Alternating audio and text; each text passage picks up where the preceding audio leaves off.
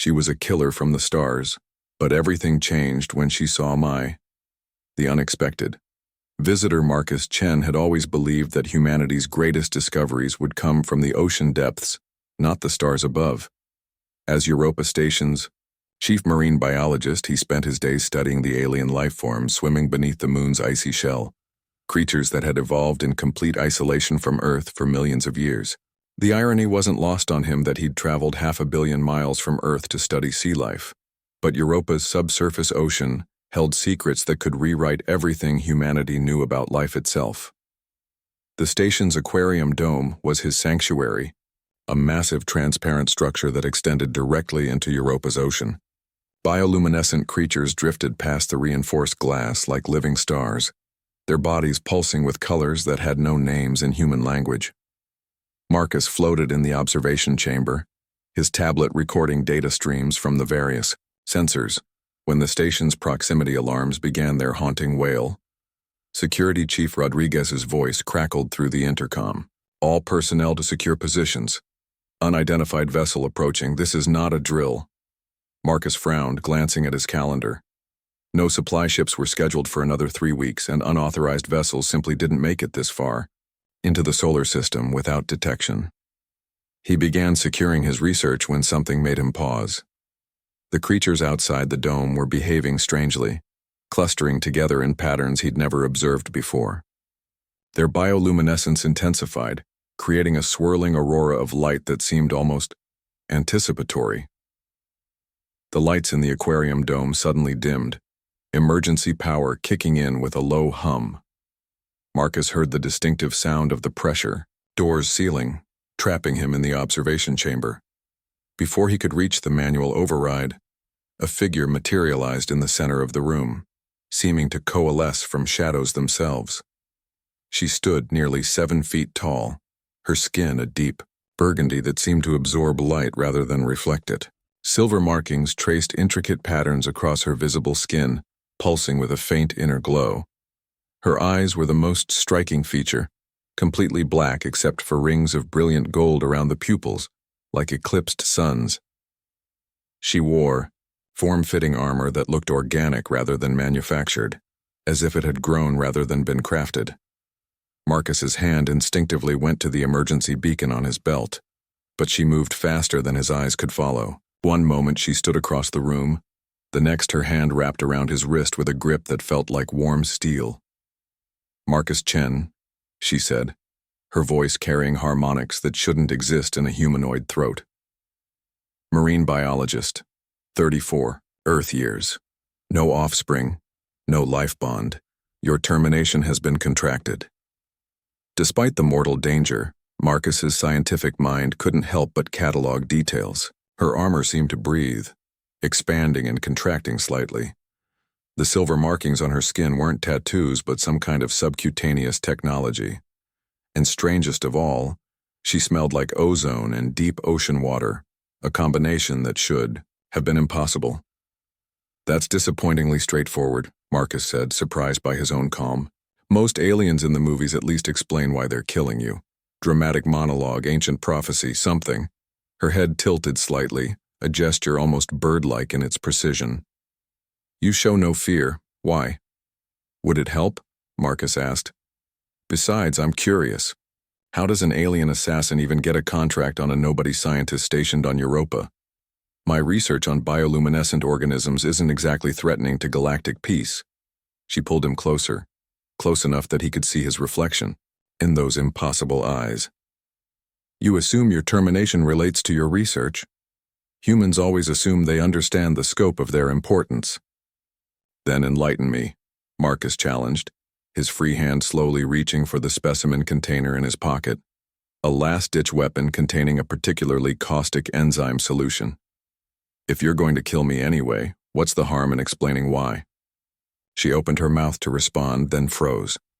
Her golden rings widened, the black pupils contracting to pinpoints. Her grip on his wrist loosened as she stared at something behind him. "No," Marcus realized. She was staring at the aquarium dome itself. The creatures outside had formed a perfect spiral, their bioluminescence creating a pattern that pulsed in rhythm with something It took Marcus a moment to realize what it was synchronizing with his heartbeat. Impossible, the assassin whispered, releasing his wrist entirely. She moved to the dome's surface, placing a hand against the transparent aluminum. The creatures responded instantly, clustering where her palm touched, their lights intensifying. They recognize you. How do they recognize you? They're just responding to electromagnetic fields, Marcus said, though even he didn't believe his own explanation. It's a documented behavior in... No. She turned to face him, and for the first time, he saw something other than cold purpose in her expression. It looked almost like wonder. These creatures are shepherds. My people seeded them throughout the galaxy millions of years ago as biological sensors. They only respond to those who carry the pattern. The what? She approached him again, but this time her movement held curiosity rather than threat. Remove your shirt. Excuse me? Your shirt, remove it. I need to see your biosignature clearly.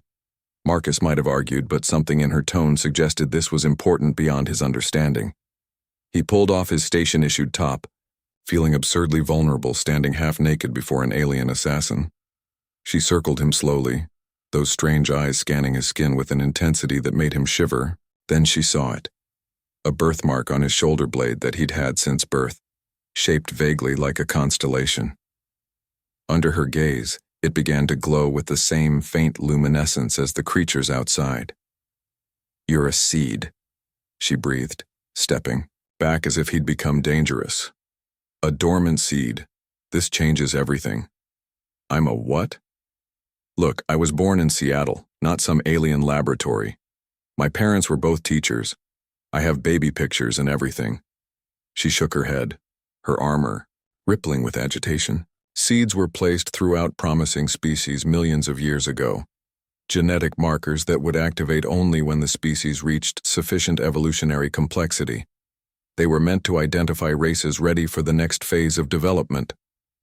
And someone wants me dead because of a birthmark? Not someone. The Crimson Order, my faction, believes seeds are aberrations that weaken the genetic purity of their host species. We were contracted to eliminate all seeds before they could activate. She paused, her expression shifting to something Marcus couldn't read.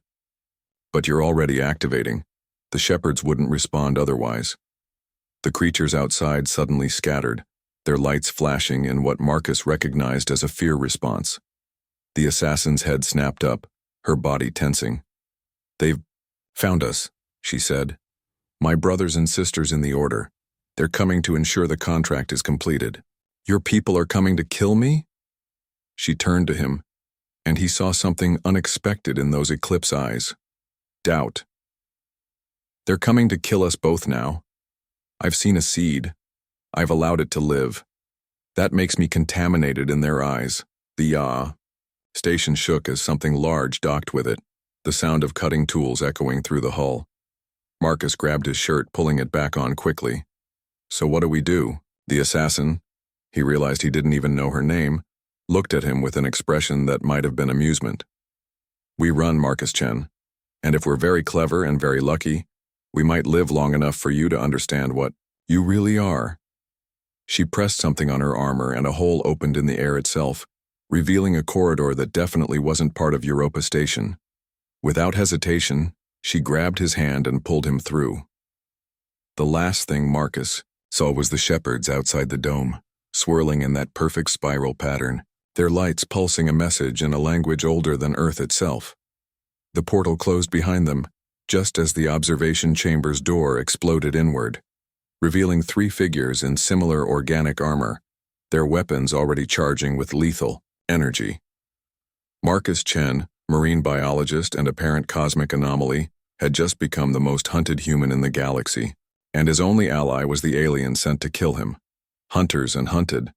The ship's corridor materialized around them like a living thing. The walls weren't metal, but something that looked grown rather than built, with veins of bioluminescent fluid pulsing through translucent membranes. Marcus stumbled, his inner ear struggling to adjust to the artificial gravity that felt subtly wrong, as if it pulled from an angle that shouldn't exist. Keep moving, the assassin commanded. her grip on his hand surprisingly gentle despite the urgency. My ship will only confuse them for minutes, not hours. Your ship is alive? Marcus asked, reaching out to touch the wall. It was warm, with a texture like dolphin skin. Everything the Crimson Order uses is bioengineered. We believe mechanical technology is a evolutionary dead end. She paused at what looked like a sphincter valve, pressing her palm against it. The opening dilated with a sound uncomfortably like breathing. My name is Zara Kathien. You may call me Zara. They entered what Marcus assumed was the bridge, though it looked more like the inside of a massive heart. Organic consoles grew from the floor, their surfaces rippling with data streams in colors beyond human visual range. Zara moved to the central console, her hands dancing across surfaces that responded to her touch with waves of light. Where are we going? Marcus asked, trying not to think about how the floor beneath his feet had a pulse. Nowhere, Zara replied, her fingers never stopping their complex dance. Everywhere. The ship exists in a state of quantum flux, occupying multiple positions simultaneously, until we choose to collapse the wave function. It gives us time to think. That's impossible. The energy requirements alone would exceed the total output of your sun, yes. She glanced at him, those eclipse eyes unreadable. Your species hasn't discovered the universe's back doors yet. Though if you're truly a seed, that knowledge is already encoded in your genetic structure, waiting to be unlocked. Marcus felt his birthmark warming beneath his shirt, an uncomfortable reminder that his body was apparently keeping secrets from him. You keep saying that word, seed. What does it actually mean? Zara finished her inputs and turned to face him fully. In the bioluminescent light of the ship, her burgundy skin seemed to shift through subtle color variations, like deep water under changing sky. Billions of years ago, when the universe was young, the first ones arose. They were not a single species but a collective consciousness that emerged from the quantum foam itself. As they explored reality, they found it empty of other intelligent life. She gestured, and the air between them filled with holographic representations of spiral galaxies, each pulsing with potential. Loneliness on a cosmic scale drove them to seed the universe with the potential for consciousness. Not life. Life arose naturally on millions of worlds. But sapience, true self-awareness, that required cultivation. So they played God? They played gardener, Zara corrected. The seeds were their greatest work, genetic templates that would lie dormant, within promising species, activated only when that species reached a crucial evolutionary threshold. The seeds would then guide the species to the next level of consciousness, preparing them to join the greater cosmic community. Marcus absorbed this, his scientific mind racing through implications. But your people, the Crimson Order, they hunt seeds. Why? Zara's expression darkened, the silver markings on her skin dimming. Because we are dying. My species, the Kathien, achieved spaceflight millions of years ago. We spread across the galaxy, confident in our superiority, but we never activated our seeds. We destroyed them, believing them to be genetic contamination. And now we're paying the price. She waved her hand, and the holograms shifted to show worlds burning, ships drifting dead in space, entire civilizations crumbling. Without the seeds, we hit an evolutionary wall. Our technology stagnated, our birth rates plummeted, our collective consciousness began to fragment. The Crimson Order believes that by preventing other species from activating their seeds, we maintain our position as the galaxy's dominant force. If we must fade, we'll ensure no one rises to replace us. That's insane, Marcus said. That's literally choosing extinction over evolution. Is it? Zara challenged. Your own species has similar instincts. How many times has humanity chosen destruction over change? How many wars have you fought to preserve outdated ways of thinking? Before Marcus could respond, the ship shuddered. The bioluminescent veins flashed red, a clear warning even across. Species barriers. They've found us, Zara said, moving back to the console. 3 hunter ships converging on our position. They're collapsing our quantum state. forcing us back into normal space. Reality seemed to twist, and Marcus felt his stomach lurch as the ship materialized in normal space. Through what he now realized was a view screen made of modified tissue, he could see 3 ships approaching, each one looking like a predatory sea creature evolved for space. Can we outrun them? No. Hunter ships are faster, stronger, better armed. Zara's hands moved across the console with desperate efficiency. But we might be able to hide.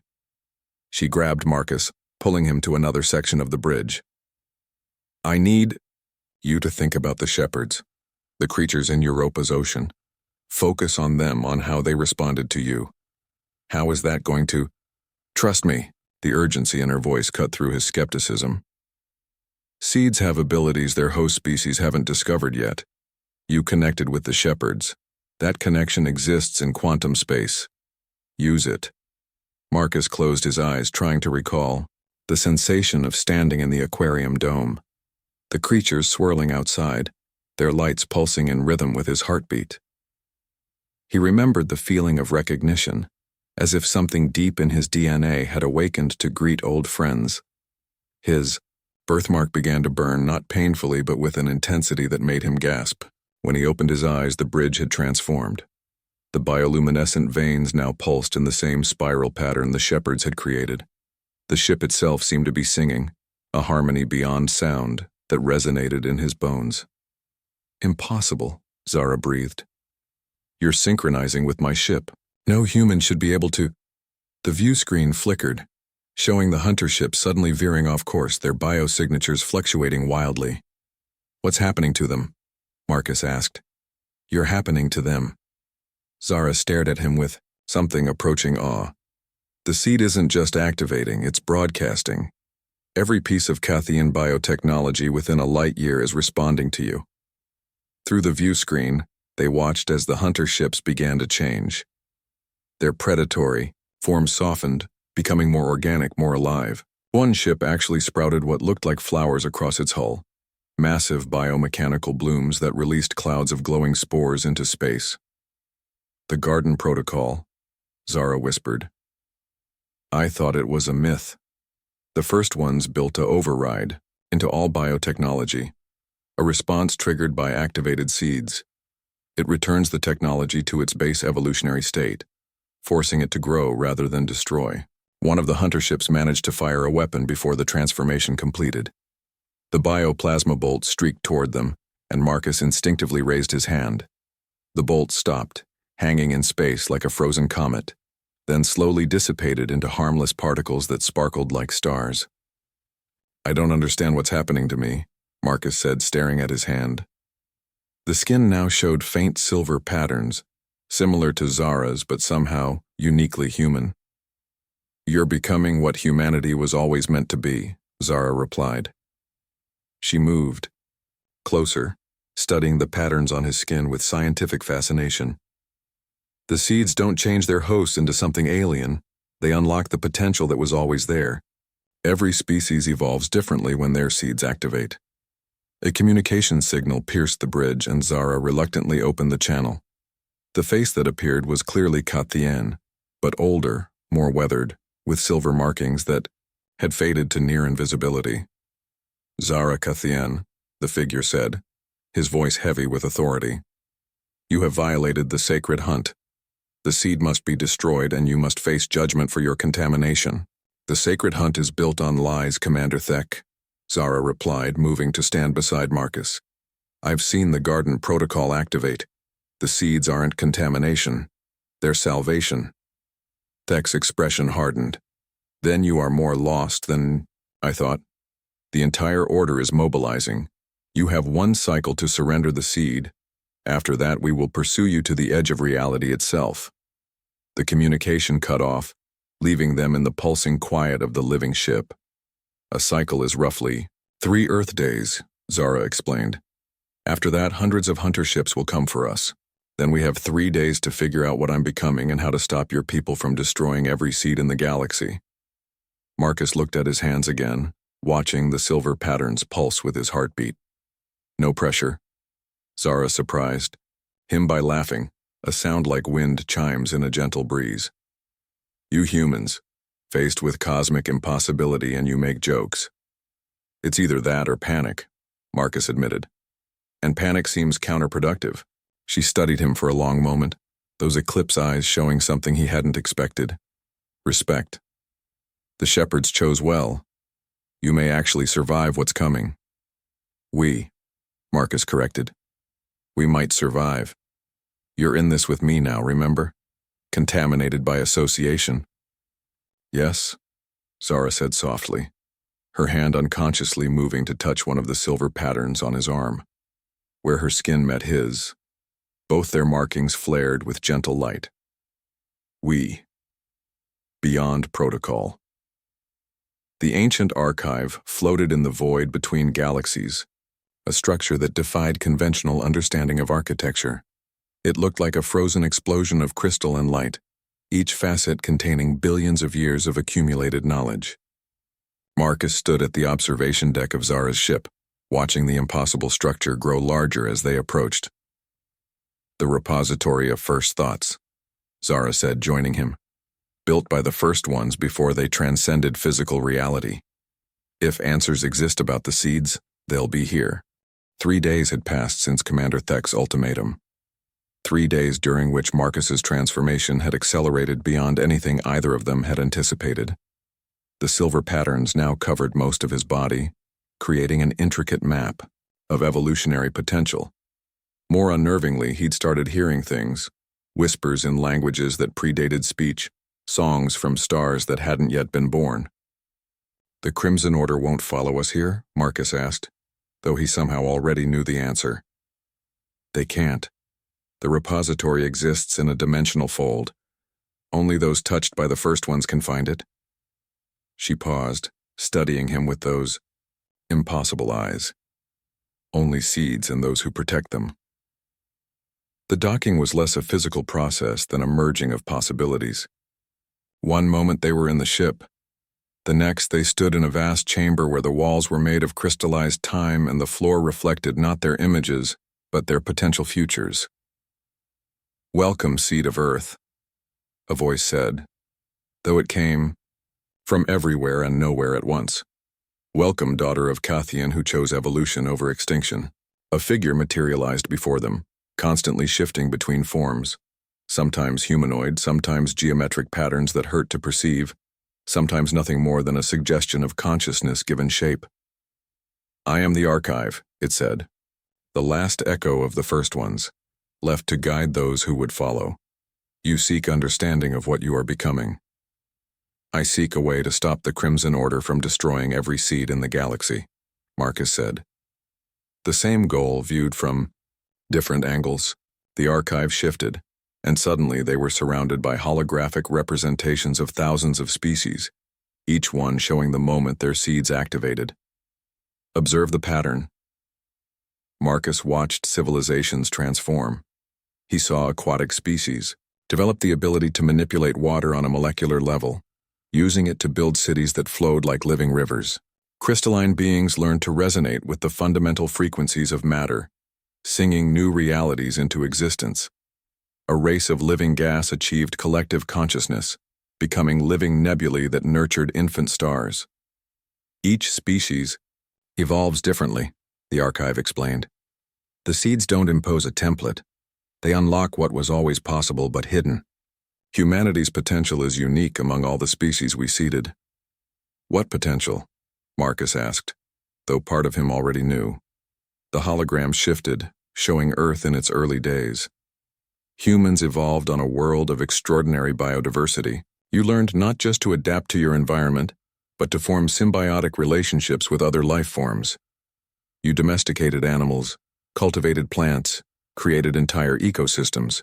This capacity for symbiosis, for connection, is your species' greatest strength. The archive turned to Zara. The Cathian evolved as apex predators. You developed biotechnology by dominating other life forms, bending them to your will. But humans, they evolved to cooperate, to connect, to find harmony even in chaos. The shepherds, Marcus said, understanding flooding through him. They responded to me because I can connect with any life form, can't I? Not control, but communicate. More than communicate. The archive showed him images of his transformation. You're becoming a bridge, a living interface between different forms of consciousness. In time, humans could become the galaxy's translators, the ones who help species understand each other, who prevent conflicts born from miscommunication. But the Crimson Order fears what you represent. The archive interrupted. If humanity activates its seeds, if you become the bridges you're meant to be, the Cathien's isolation, their evolutionary stagnation, becomes impossible to maintain. You would connect them to the greater galaxy whether they wished it or not. Zara stepped forward, her armor rippling with agitation. My people would rather die than change. Would they? The archive shifted, focusing on her. You changed. You saw a seed and chose protection over destruction. You are Cathien, yet you evolved. Others can too. I'm one person, the entire order. Started as one person too. The archive moved, and suddenly they stood in a different chamber, one filled with something that looked like frozen music given form. This is the resonance chamber. From here, an activated seed can broadcast across the galaxy, awakening dormant seeds in their species simultaneously. Marcus felt his birthmark, no, his seed marking, pulse in response. If I activate fully, I could awaken every human seed at once? Yes, but the process requires a choice. Forced evolution is no evolution at all. Each seed must choose. To awaken, you can only show them the possibility. And if I do this, the Crimson Order will come for Earth. They're already coming, Zara said quietly. Commander Thek won't stop with you. If he knows Earth harbors seeds, he'll sterilize the entire planet to prevent activation. The weight of that settled on Marcus's shoulders. Not just his own transformation, but the fate of his entire species. There's another way, the archive said, and something in its tone suggested this had always been the true purpose of their visit. The Cathien's biotechnology responds to activated seeds because the first ones built that response into the foundation of all life they touched. But that response can be modulated, controlled. It showed them images of the hunter ships transforming, but this time in reverse, the chaotic growth becoming ordered, purposeful. A seed working with a Cathien can evolution both species simultaneously. Not forced change, but guided transformation. The human capacity for connection combined, with Cathien mastery of biotechnology, could create something unprecedented. Marcus and Zara looked at each other, understanding passing between them without words. It would require absolute trust, Zara said. A melding of consciousness that my people would consider the ultimate contamination. And my people would consider it the ultimate invasion, Marcus added. But maybe that's exactly what both our species need. To stop seeing connection as contamination or invasion, and start seeing it as evolution. The archive shifted, pleased if such a being could feel pleasure. You begin to understand. The first ones didn't just seed individual species. They seeded the potential for connections between species. The true evolution isn't in what you become separately, but what you become together. A warning resonated through the repository, ships approaching, hundreds of them, their biosignatures screaming aggression. The Crimson Order, Zara said. They found us. They found you, the archive corrected. The repository exists outside normal space, but if you leave, they'll be waiting. Marcus felt the weight of decision. He could stay here, safe in this pocket of folded space, but Earth would still be in danger. Or he could face the Order, potentially triggering a war that could destroy both species. There's a third option, he said, the words coming from somewhere deeper than conscious thought. We broadcast from here, not just to humanity, but to the Cathien too. Show them what connection looks like, what evolution really means. It could kill you, Zara warned. Channeling that much consciousness through a partially activated seed could kill us, Marcus corrected, taking her hand. Because I'm not doing this alone. You said it yourself, we're both contaminated now. So let's contaminate everyone else with the truth. The archive pulsed with something that might have been approval. The resonance chamber awaits. But no, This once begun, the process cannot be stopped. You will become something new, both of you. Something neither fully human nor fully Cathian. Something evolved, Marcus said. They entered the resonance chamber together, hand in hand. The crystallized music surrounded them, responding to their combined presence. Marcus felt his consciousness expanding, touching every dormant seed on Earth, feeling their confusion, their fear, their potential. Through Zara, he felt the Cathian too. Their pride, their terror of change, their deep, unacknowledged loneliness. Together? Zara asked. Together, Marcus confirmed. They opened themselves to the resonance and the galaxy changed forever. The broadcast wasn't words or images, but pure experience. Every human with dormant seed genetics felt Marcus's journey, the wonder of first contact, the fear of the unknown transforming into understanding. They felt what it was like to connect with alien consciousness and find not horror but possibility. The Cathian felt it too, through Zara's perspective. The moment she chose protection over protocol. The realization that evolution didn't mean losing themselves but finding themselves in connection with others. The biotechnology throughout their fleet responded, not with chaotic transformation but with harmonious adaptation. Commander Thek's ship was the first to change. The predatory lines softened, becoming something that could destroy but chose to create. Through the resonance, Marcus felt the old warrior's confusion, then understanding, then something that might have been relief. Enough, Thek's voice carried through the connection. Enough isolation, enough fear. If this is contamination, then let us all be contaminated together. The resonance peaked, and Marcus felt himself changing at the fundamental level. Not becoming less human, but becoming more than human. Beside him, Zara underwent her own transformation, her rigid warrior nature softening into something more flexible, more adaptive. When it ended, they stood in the chamber, transformed.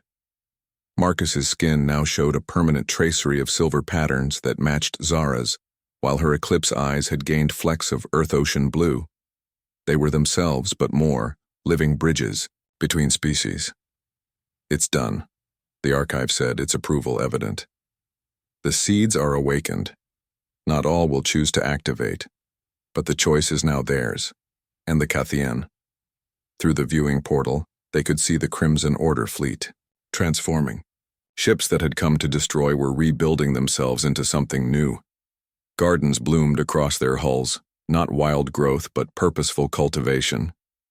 The hunter ships were becoming shepherd ships. We'll need to return to Earth, Marcus said. Help guide humanity through the changes. And I must help my people understand what they're becoming, Zara added. It won't be easy. Millions of years of isolation don't disappear overnight. Then we do it together, Marcus said. Human and Cathian, working to bridge not just our species but all species. They left the repository differently than they'd arrived. Not in Zara's ship alone, but in something new, a hybrid of human inspiration and Cathian biotechnology. It was alive in ways that transcended simple biology, responsive to both their thoughts, their needs, their dreams for the future. Earth hung before them, blue and green and perfect, unaware that it was about to become the nexus of the galaxy's greatest evolutionary leap. Ready? Zara asked. Marcus squeezed her hand, feeling the connection that went beyond physical touch. They were bonded now, not just as individuals, but as representatives of their species' shared future. Ready, he said. They descended toward Earth, bringing with them the promise of connection, evolution, and a future where the stars themselves would sing with the harmony of united consciousness. The age of isolation was ending. The age of connection had begun. Behind them, the repository of first thoughts pulsed once with ancient satisfaction, then faded back into the folds of space, waiting for the next species to discover that evolution's greatest achievement isn't in standing alone but in choosing to stand together. The assassin from the stars had come to kill Marcus Chen. Instead, she'd helped him save 2 civilizations and birth a new chapter in galactic history. Sometimes the universe had a sense of humor about destiny, And sometimes that was exactly what evolution needed. The New Dawn's 6 months had passed since the resonance event, as historians were already calling it. Earth had changed in ways both subtle and profound. Marcus stood on the observation deck of the newly constructed Unity Station, a collaborative effort between human engineers and Cathian bioarchitects. The structure itself was a testament to what both species could achieve together. Metal and living tissue merged into something that was neither fully technological nor fully organic, but something entirely new. Through the transparent biomembrane windows, he could see Earth below. Cities now glowed with bioluminescent networks that helped regulate temperature and air quality. Parks had expanded into vertical gardens that climbed skyscrapers like living veins. Humanity was learning to build with nature rather than despite it. The integration proceeds faster than our models predicted, Zara said, joining him. She wore a hybrid uniform now, human military design adapted with Cathian biofabric that responded to her emotional state. Currently, it showed subtle patterns of contentment in deep purple and gold. Humans always were adaptable, Marcus replied, his hand finding hers automatically. Their connection had deepened over the months, becoming something that transcended simple romantic partnership. They could feel each other's thoughts when they chose to, share sensations, even coordinate their actions without speaking. It was intimacy on a level neither species had imagined possible. The Senate is convening in an hour, Zara reminded him. The first joint session between Earth's governments and the Cathian Council. Marcus nodded. As the first human Cathian bonded, they'd become de facto ambassadors for both species. It was a responsibility neither had asked for, but both had accepted. Are your people ready for this? As ready as a species can be for fundamental change, Zara said. The young adapt quickly. They see the gardens blooming on our ships, the way our technology sings now instead of screams, and they want to learn more. It's the older generations that struggle. A chime announced an incoming transmission. Commander Thek's face appeared on the bio screen, his expression softer than it had been 6 months ago. The silver markings on his skin had actually brightened since the resonance, making him look decades younger. Marcus, Zara, he greeted them. I bring news from the outer reaches. We've made contact with the Crystalline Collective. They've been in isolation for even longer than we were. But they felt the resonance and they're curious. Another species ready to join the network? Marcus asked, feeling excitement pulse through his seed markings. Perhaps. They're sending an envoy. They specifically requested to meet with you both. Thek paused, and something like amusement crossed his features. They said they want to understand how predator and prey learn to love.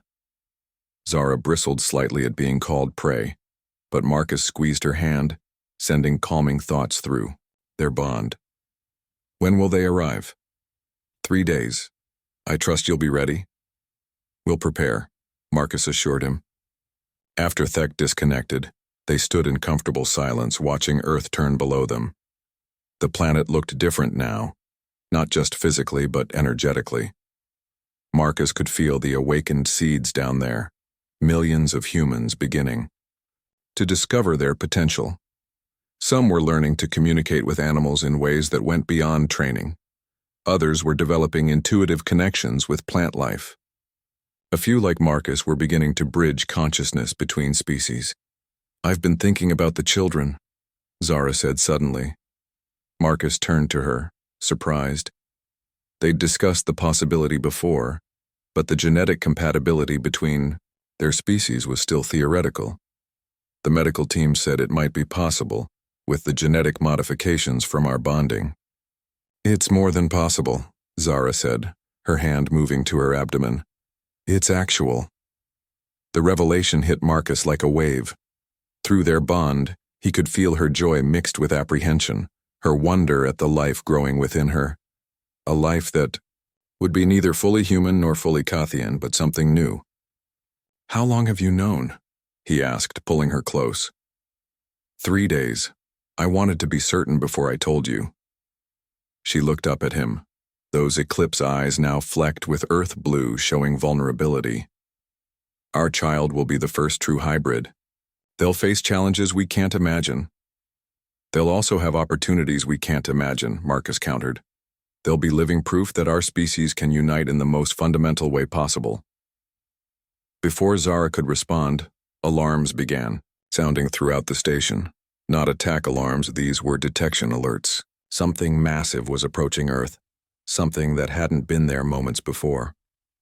They rushed to the command center, where human and Kathian personnel worked side by side. The main screen showed a structure appearing near Jupiter, materializing from folded space like the repository had existed in. "It's beautiful," someone whispered. The structure was crystalline but organic, like a flower made of frozen light. It pulsed with colors that shouldn't exist, that human eyes could barely process. As they watched, it sent out a signal, not radio or any conventional communication, but something that spoke directly to consciousness itself. "Greetings, children of the resonance," the message came, felt rather than heard. "We are the gardeners, servants of the first ones who chose to remain when they transcended. We have watched, we have waited, and now we have come to witness." "Witness what?" Marcus asked, knowing somehow that they could hear him. "The birth of something unprecedented, two species, ancient enemies by design, choosing love over conflict. The resonance you created has awakened not just your own kind, but has sent ripples across the galaxy. Species that have been dormant for eons are stirring. The age of isolation is ending." The screen shifted, showing star systems Marcus didn't recognize. In each one, changes were occurring. Ships that had been derelict for millennia were coming back to life. Planets that had been quarantined were opening their borders. Species that had never known others existed were reaching out, seeking connection. But with awakening comes danger, the gardeners continued. There are forces in the universe that feed on isolation, on fear, on division. They have slept while species remained separate. Your resonance has awakened them too. Zara stepped forward, her warrior instinct sharpening. "What kind of forces?" The screen showed something that made everyone in the command center step back. It was darkness given form, a void that consumed light, connection, hope itself. Where it touched, the bonds between atoms themselves began to dissolve. "The Devourers," the gardeners explained. "They are entropy incarnate, the universe's tendency toward isolation and heat death given consciousness. They cannot be fought with weapons or technology. They can only be resisted through connection, through the bonds between conscious beings. That's why the first ones created the seeds," Marcus realized. Not just to help species evolve, but to create a network strong enough to resist entropy itself. "Precisely. And you, the first bonded pair, the bridge between predator and prey, warrior and scholar, you are the prototype for what must come. Your child will be the first of many, beings who exist not within species but between them." The implications were staggering. Marcus felt Zara's hand tighten in his, both of them processing what this meant for their unborn child, for their species, for the galaxy itself. "How long do we have?" Zara asked. "Time is fluid. The Devourers move slowly but inexorably.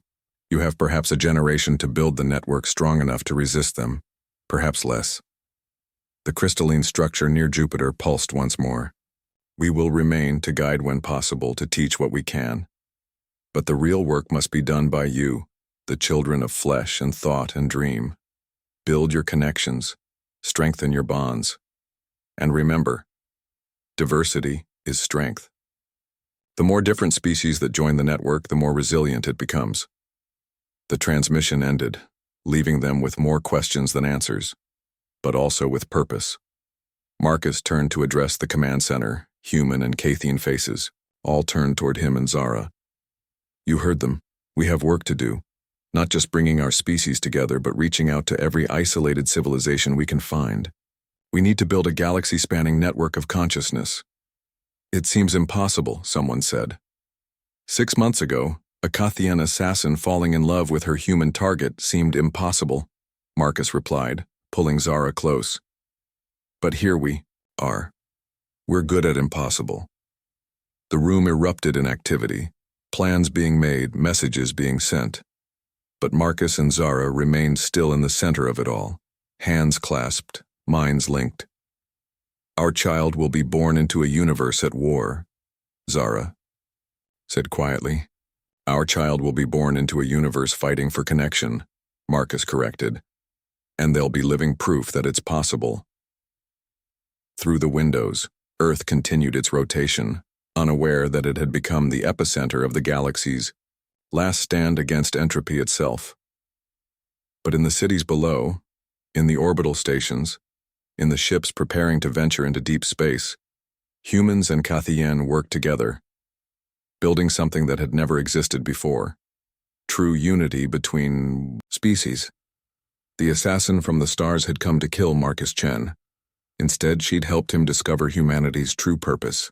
And now together they would help the galaxy discover that survival didn't come from standing alone, but from choosing to face the darkness hand in hand, species with species, consciousness with consciousness.